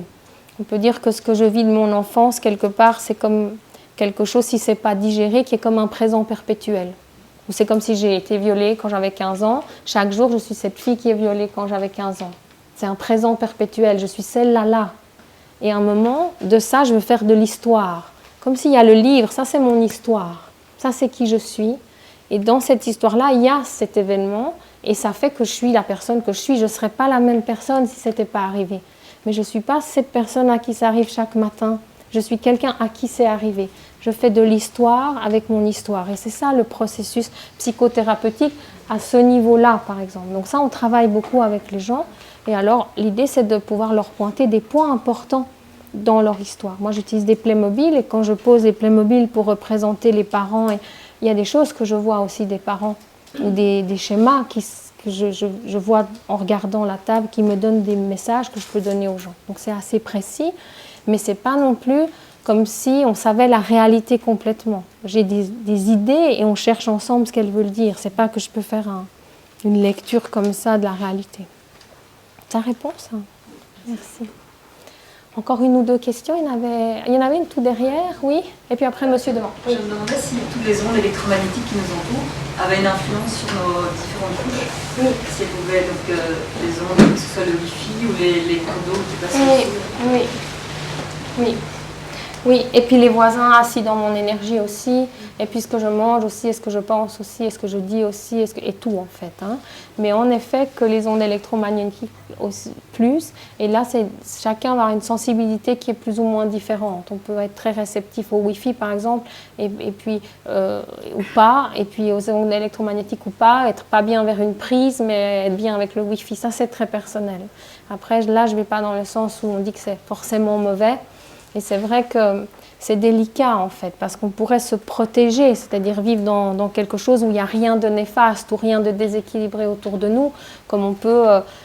Moi j'avais vraiment ce fantasme, cette idée, quand j'avais les enfants, de vivre dans quelque chose où ils étaient protégés de tout ce qui me semblait toxique, hein, que ce soit la nourriture, alors évidemment qu'ils ne mangent pas un McDo, qu'ils ne jouent pas avec un jouet en plastique, et c'est des valeurs qui me correspondent. Hein. Ça n'a pas été facile à faire, j'ai découvert que les enfants avaient quand même des grands-parents qui font des cadeaux. Et que quand on veut filtrer tous les cadeaux, on devient quand même un peu despotique. Ça pose question sur la liberté, le contrôle. Enfin, voilà, c'est compliqué en fait. Hein. En fait, on n'est pas né d'une génération spontanée. Enfin, je vous le dis, vous avez remarqué, mais je veux dire, on le sent mieux quand on a des enfants. Et du coup, ce passage-là, il fait que moi, en tout cas, je n'ai pas été vivre dans une communauté à un certain endroit, et puis j'ai vécu avec certaines choses autour de moi. Et pour rencontrer beaucoup de gens qui évitent beaucoup de choses, à part s'il y a vraiment un problème clinique, ben, il y a aussi un déséquilibre qui s'installe à un moment. C'est-à-dire qu'à un moment, parfois, je dois plus surveiller ce que je sors de ma bouche que ce que j'y rentre. Ce que je mange, c'est important, mais des fois, ce que je dis, et comme je suis toxique pour le monde avec ce que je dis, est plus important que ce que je mange ou pas. C'est-à-dire qu'il y a une réflexion à avoir générale dans mon fonctionnement au monde, où c'est bien d'être dans un endroit qui me correspond et de me connaître pour savoir où je serai mieux. Et je pense que c'est juste, par exemple, moi, il y a des endroits où je ne me sens pas bien, il y a des choses, moi, j'aime pas le café, j'ai pas de télé, mais c'est pas que j'ai voulu ne pas boire de café, pas avoir de télé parce que je veux me protéger, c'est que moi, j'aime pas ça. Et alors, je m'écoute. Donc, quelque part, je ne me suis pas quittée pour correspondre à quelque chose que je n'avais pas envie, qui ne me correspondait pas. Et en même temps, il y a une façon de vivre au monde qui fait qu'il y a des choses que c'est difficile d'éviter. Je peux choisir de le faire en allant à un endroit. Et quand ces choses-là sont difficiles à éviter, si je commence à résister à ces choses-là, la résistance crée plus de problèmes que la chose elle-même. C'est difficile à voir ça, mais si je dois vivre dans un certain endroit et que je résiste à cet endroit, soit je peux aller vivre ailleurs et je fais ce choix et je prends ma responsabilité et je pense que c'est juste. Soit je reste là et alors si je résiste toujours à ce qui est, je me crée tout le temps une tension dedans. Et donc tout notre chemin, c'est de voir entre ce que j'arrive à faire, là où on est et comment vivre en écologie avec notre environnement. Ça donne sens ? Donc quand on est dans un vrai, c'est pas le bon terme, quand on est dans un dysfonctionnement important, qu'on ne dort pas toutes les nuits et qu'à un moment on se dit est-ce que vous buvez du café, est-ce que vous avez votre tête vers la prise, est-ce que vous dormez avec votre portable, votre GSM, ça a du sens d'explorer aussi ça. Mais si toute ma vie je me rends malade parce qu'il y a des GSM dans la ville mais que je ne déménage pas, alors il y a un questionnement à se poser. Et Martin Brofman, qui est décédé maintenant, mais que j'ai connu à 16 ans, disait que les Indiens disaient, je ne sais pas si c'est vrai, qu'à un moment dans sa vie, on doit se poser 3 questions quand on n'est pas très bien. Est-ce que j'aime où je suis? Est-ce que j'aime avec qui je suis? Et est-ce que j'aime ce que je fais? Et que si on ne peut pas répondre oui aux 3 questions, alors il y a du sens qu'on voie les choses sous un autre angle, qu'on change notre perception du monde, qu'on change notre vision de la situation. Et que si on ne peut pas changer notre vision de la situation, il y a du sens qu'on prenne nos souliers et qu'on aille vivre ailleurs. Voilà, peut-être ça donne. Oui. Oui, j'ai 2 questions. Oui. Alors, la première, c'est est-ce que les autres êtres vivants ont des auras? Oui. Les animaux, est-ce que vous les percevez? Oui. Est-ce que vous arrivez à... Je vais répondre. Pardon. Est-ce que je réponds? Vous dites la deuxième après, on se fait les deux? Non, mais c'est juste, est-ce que au décès du corps physique, oui. Que deviennent nos auras? D'accord. On commence par la première. Dans mon vécu, tout a une aura, déjà parce que tout est océan. Et que du coup, cette énergie qui est partout, on dirait en regardant l'air, il y a ces particules qui tournent, comme ça. Dans les murs aussi. Dans le mur, ça fait tchik. Donc en fait, il y a de l'énergie partout. Donc oui. Après, tout particulièrement les animaux, oui, ont de l'énergie comme nous. Mais ce qu'on peut dire, c'est que les animaux sauvages, par exemple, moi en tout cas, je ne vois pas de corps mental je vois un physique éthérique, de l'astral un peu, mais pas ces couches mentales comme ça. Ça ne veut pas dire qu'il n'y a pas, mais il n'y a pas de densification. Et on pourrait faire le lien avec le fait qu'un animal sauvage n'a pas tellement la capacité d'être malade. Nous, on a une capacité d'être malade incroyablement. C'est ce qu'Hahnemann, le fondateur de l'homéopathie, disait, parce qu'on s'éloigne de nous. Et puis aussi parce qu'on peut prendre mal quelque chose. On peut être malade parce que tante Ursule, elle a dit un truc. Hein. Le tigre a beaucoup de peine à prendre mal les choses. Mais il y a aussi une chose, c'est que le tigre, quand il a besoin de faire pipi, il fait pipi. Quand il a besoin de manger, il mange. Quand il a besoin de dormir, il dort. Nous, on va se coucher plus tard. On ne s'écoute pas. On est toujours en train de s'éloigner de nous-mêmes. L'animal sauvage, il n'a pas de capacité d'être malade. Il a la capacité d'avoir une maladie qu'il attrape, il guérit ou il meurt. C'est tout. Nous, on a la capacité de rester dans la maladie, le symptôme, de rester dans quelque chose de pas guéri. Hein, et cette capacité de maladie que Hahnemann appelait l'absor en homéopathie, c'est ce déséquilibre. Et du coup, je crois que c'est ça qui fait qu'ils n'ont pas ces couches ou que je ne les vois pas, c'est cette façon. Voilà. Les animaux domestiques qui peuvent faire un cancer de la peau comme leur patron ou à la place de leur patron, des fois c'est très intéressant, des chats ou des chiens, on peut vraiment, en lisant quelque part l'énergie du chat ou du chien, dire des choses sur le patron. On le voit physiquement des fois aussi. Hein. Et du coup, là, on voit que les animaux domestiques, mais peut-être aussi parce qu'on leur donne du chocolat, parce que voilà, et tout ça, et qu'ils vivent avec nous, mais ils commencent à avoir des couches plus émotionnelles, et puis à vivre ces émotions de un peu jalousie, il y a beaucoup plus cette activité-là. Et on le voit, les couches sont plus présentes. Voilà, je dirais comme ça. Après, sur les pierres, les cailloux qu'on trouve dans la rivière, alors on a une petite couche, l'éthérique, qui est plus petite que sur les humains, mais qu'on voit bien. Et d'ailleurs, ces cailloux, c'est assez bon pour notre éthérique. Si on a un problème avec notre éthérique, on peut en prendre un dans la main, rester avec, ou en mettre autour du lit, c'est très bon. Les cristaux, eux, ont un éthérique très petit et beaucoup d'astral. Et du coup, les cristaux prennent beaucoup les énergies émotionnelles autour d'eux. C'est pour ça qu'on dit qu'il faut les nettoyer, les passer sous l'eau courante, et ils sont porteurs de ça. Et j'ai des patients parfois qui, pour monter leur taux vibratoire, mettaient plein de cristaux autour de leur lit. C'est à déconseiller fortement. Ça stimule énormément l'astral et ça déséquilibre beaucoup les gens. Ce n'est pas du tout une bonne idée.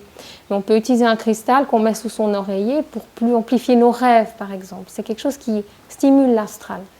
On est très peu à avoir besoin de stimulation d'astral, à part le croque-mort de Lucky Luke, on l'a déjà dit, mais lui n'aime pas les cristaux.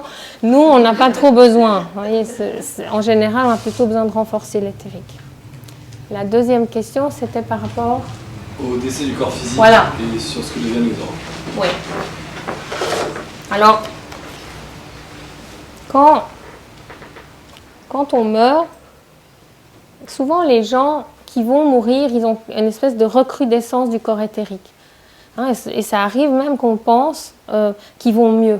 Une espèce de mieux-être, et beaucoup de gens à l'hôpital le décrivent, il y a une espèce de mieux-être, et puis comme ça. Et ça, c'est vraiment l'éthérique. Il y a un moment où il y a quelque chose qui se dégage, il y a un rayonnement, ils ont quelque chose, et puis ça s'arrête. Et ensuite, pendant normalement 2-3 jours, l'éthérique va rester un peu actif. Il y a quelque chose qui est là. Ça va se baisser progressivement jusqu'à s'arrêter. Et on dirait la décomposition du corps commencerait quand l'éthérique n'est plus là. C'est pas vrai si on vous met en plein désert à 53 degrés, évidemment. Enfin, voilà. Mais il y a un lien entre cet éthérique qui sort, enfin qui est plus là, l'énergie vitale qui porte la matière, qui est le carburant de la matière, et la matière. Donc l'éthérique va se dissoudre, et en fait, le physico-éthérique va disparaître. On va dire, si on croit aux vies passées, par exemple, c'est pour cette vie, c'est ma personnalité, c'est mon énergie vitale. C'est pas quelque chose qui va de génération en génération. Par contre, l'astral, on l'a dit, il va de personne en personne. Il porte la psychogénéalogie.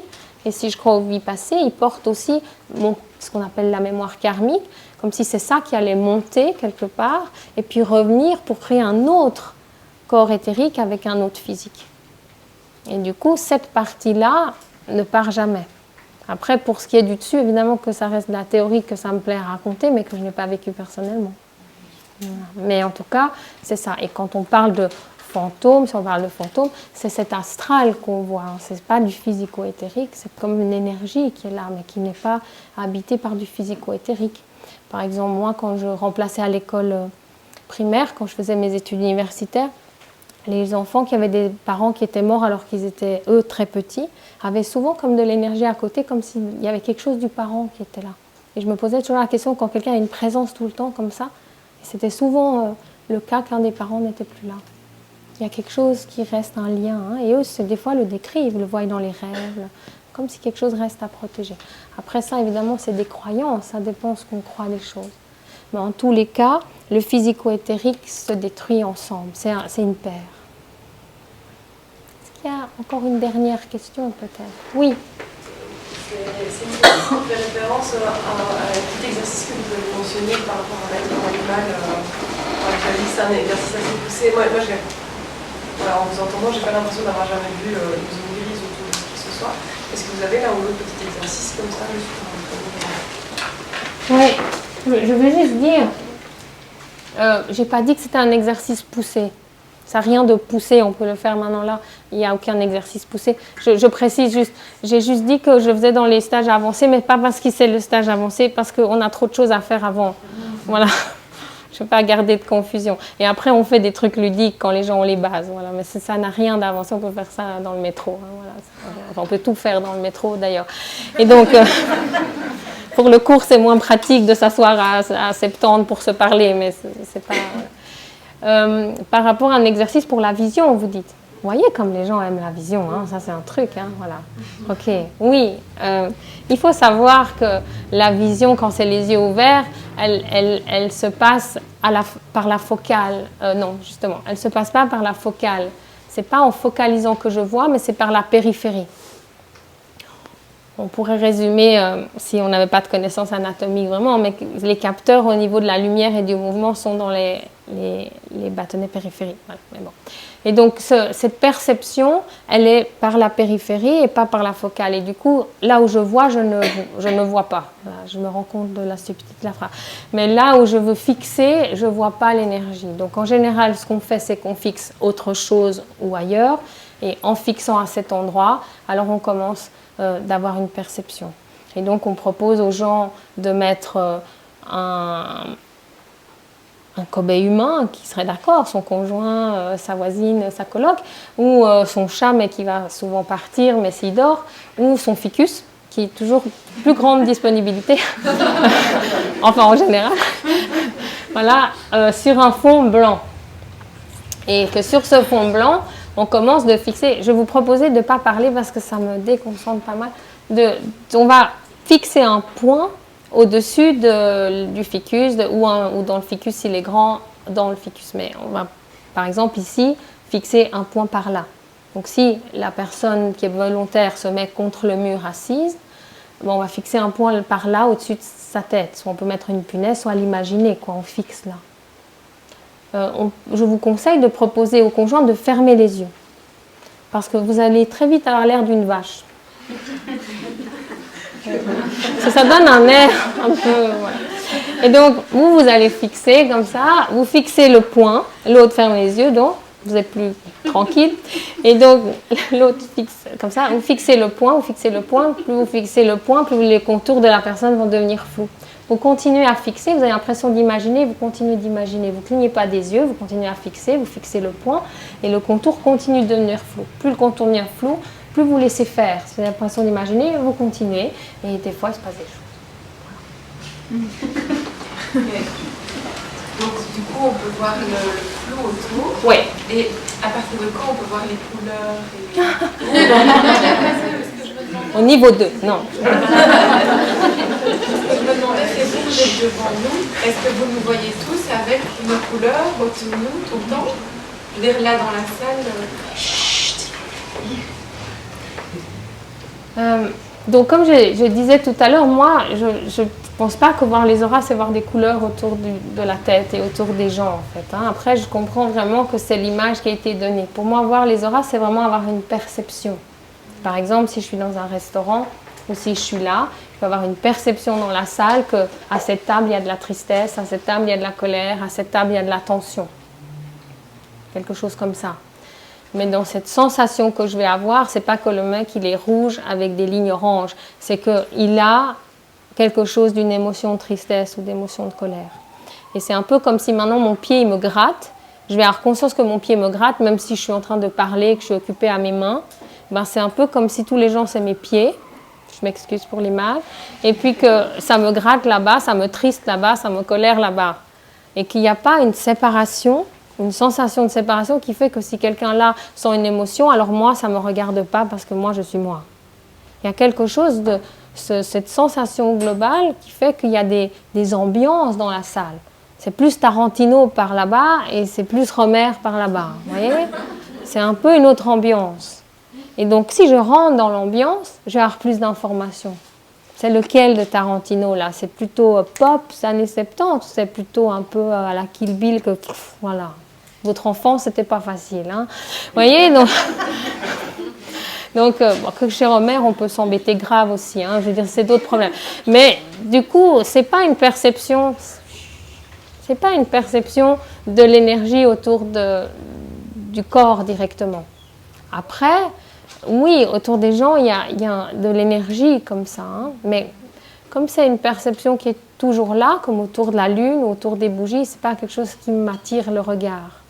C'est comme si on dit un peu tout le monde a un nez, mais vous le voyez là, le nez de tout le monde, ouais. Ça va, ça ne fait pas trop, ça va. Il y en a qui ne voient pas le nez, voilà. Il y en a qui ne voient pas l'éthérique. Ah bon, vous voyez, pourquoi? Je sais pas. Mais ce n'est pas un truc incroyable. Et puis il y a des lumières, et puis c'est light show, et puis dessous il y a le truc, elle dans son enfance, elle a fait ça, elle est en train de penser ça. Ce n'est pas quelque chose comme ça. C'est plutôt une façon d'être au monde, en fait. Une perception.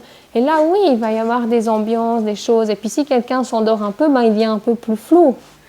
Même s'il fait semblant d'être... ou si quelqu'un commence à tête tout dans sa tête, à partir, et puis... Et ben moi, ça m'attire l'énergie, oui.